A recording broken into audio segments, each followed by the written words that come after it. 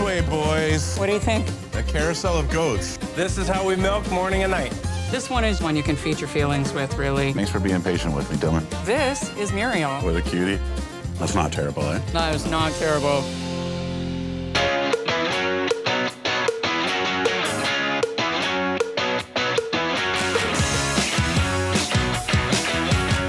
I'm Nick Benninger. Welcome to Farm to Fork.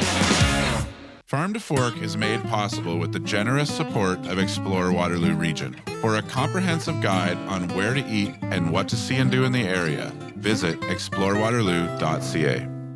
Today, I'm in Bright, Ontario, visiting Greg and Cheryl Haskett. Greg was a third-generation farmer, and Cheryl was a corporate girl. They've been a goat dairy for over a decade. So in the dairy barn, we milk twice a day, same as a cow dairy. But to adapt to the changing landscape of Canadian farming, in 2015, they gave their operation a makeover. They created their own line of amazing goat's milk ice cream and opened a country store. One of the things I really wanted to do is formulate for adult palates. They're now an agrotourism destination that features alpaca walks and micro-cow cuddling. It was ridiculous for us to think about starting a company so ridiculous, it was utterly ridiculous. And they continue to branch out in other areas. So we're gonna release, come back to all fours.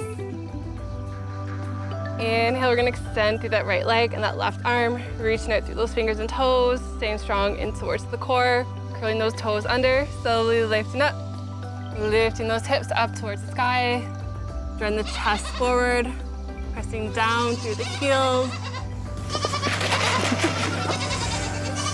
And then on an exhale, slowly releasing and coming back down to all fours.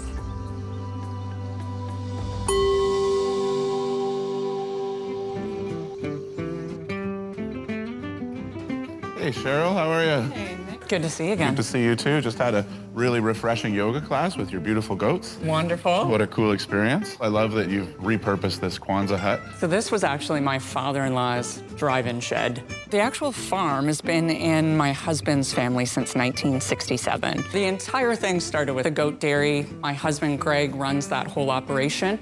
And one of the days he said, you know, I'd really love a product from the farm. So I started developing a goat milk ice cream line, which I launched in 2019 into the marketplace. And then, of course, some weird thing happened in 2020. I don't know if you're around for that. And it made it really challenging. So we couldn't sample, we couldn't educate, we couldn't do events. And people kept asking me, can I come to the farm? Can I play with your goats? So we looked at a plan to actually transition our home property into an agritourism facility. I'd love to take you on a tour of the rest. Oh, I would love that. Can we do that now? Yeah, let's head out. Awesome. So this is the facility. We've got our goat yoga space here. We've got our laying hens, our alpacas, but it's time for goat recess. I'm gonna give you this little pellet shaker. Okay. Your job is to shake it, take them all the way in without getting taken out at the knees.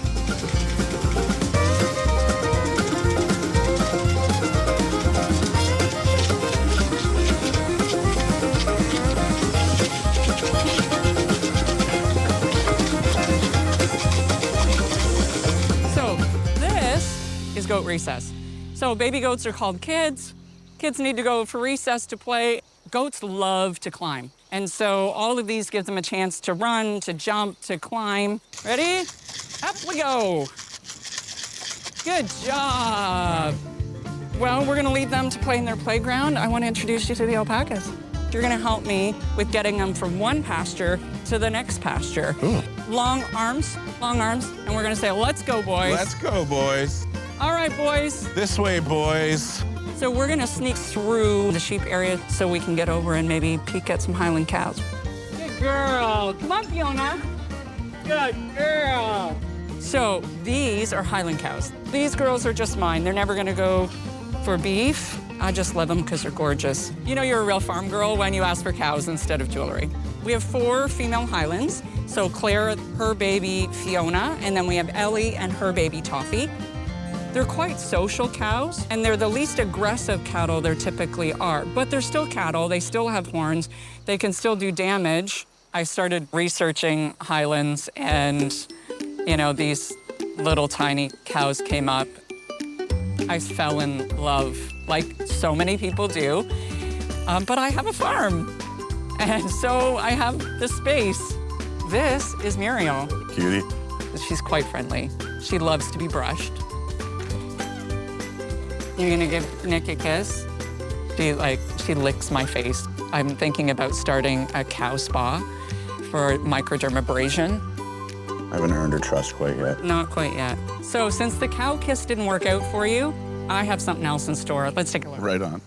So Nick, welcome to my goat barn. We're gonna have you hoof trimming today. So we're gonna try to catch this little goat. So what we wanna do is go up and under. Sometimes there's a little dirt in there and we can scoop that out. And we're just gonna cut it down the side. If you wanna try this out yourself, we'll start you out small. What do you think? Looks tender and cute enough for me to work with, I yeah. know. You wanna be nice and gentle, just like that. All right, perfect. Cheryl, as cute as these guys are, they're obviously not the milking goats. No, and nobody wants a milking goat jumping on their back for yoga class. The best person to tell you about the milking herd is my husband, Greg.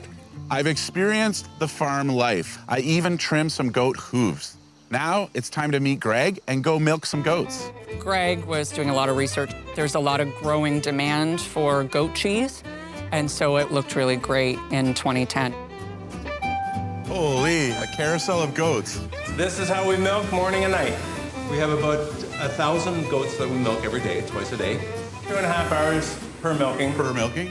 So when they enter the carousel, they get feed, and they eat feed as they're going around.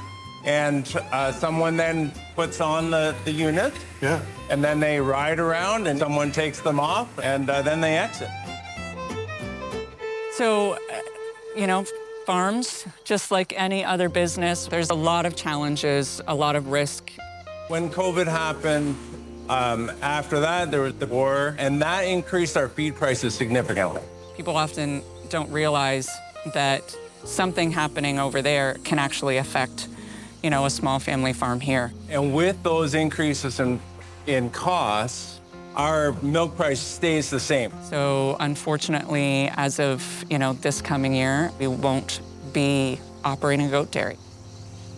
We're just looking at opportunities in the market, and I'm a little bit ADD maybe, so Yeah. I like the change. And I think, staying stagnant and staying the same is not realistic. That's the nature of this industry, and it's just one of the many hurdles you got to find your way through. Speaking of hurdles, you've got a lot of work to do here, so I'm going to get out of your hair and let you get back to it, and I'm going to go eat some ice cream. Okay, absolutely. Thanks a lot. Cheers. So we've got 6 flavors that we launched to the market. I didn't want to be formulating for kids' birthday parties. We wanted the ice cream to really speak for itself and the ingredients to speak for itself. This is our peach and mango puree. That's really good. Peach right off the top, and then you get some of that mango, and then the goat's milk really takes over. So this, of course, is our vanilla bean lavender. This is our top seller. You'll maybe see why. Oh, that's really good. I thought with the lavender it would be stronger, but it's really well blended with the vanilla. This one is one you can feed your feelings with, really. Merlot wine and dark chocolate. Yeah, the wine is there, but just that really pure, rich dark chocolate, that's fantastic. Thank you. To taste my way through an entire ice cream flight was quite the treat. That peach mango tango, it's got a personality all of its own. I could see how it'll really work with my dish.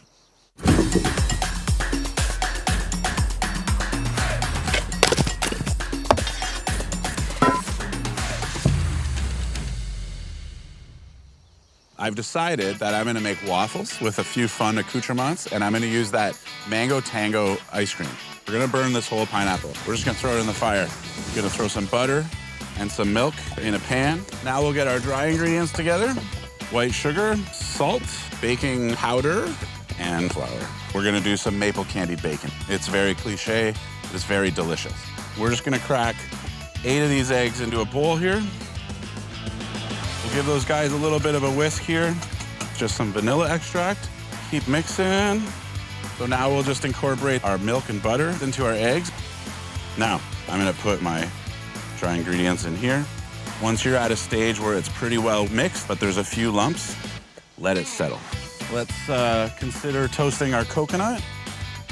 Our bacon is looking ready for syrup. You basically want that syrup to caramelize. So we'll just take that off here. I think our pineapple is burnt enough. So we're just cutting away this burnt exterior. We'll just cut ourselves some nice slices here. Then we'll head over to our flat top. Now let's make some waffles. I'm just gonna pour a little bit of whiskey on the pineapple. Oh yeah. Our waffles are done. I wanna just layer in some of our pineapple here, icing sugar, toasted coconut here, and of course, our maple candied bacon. Maple candied bacon is good. And the final touch for some color and some flavor is just some basil.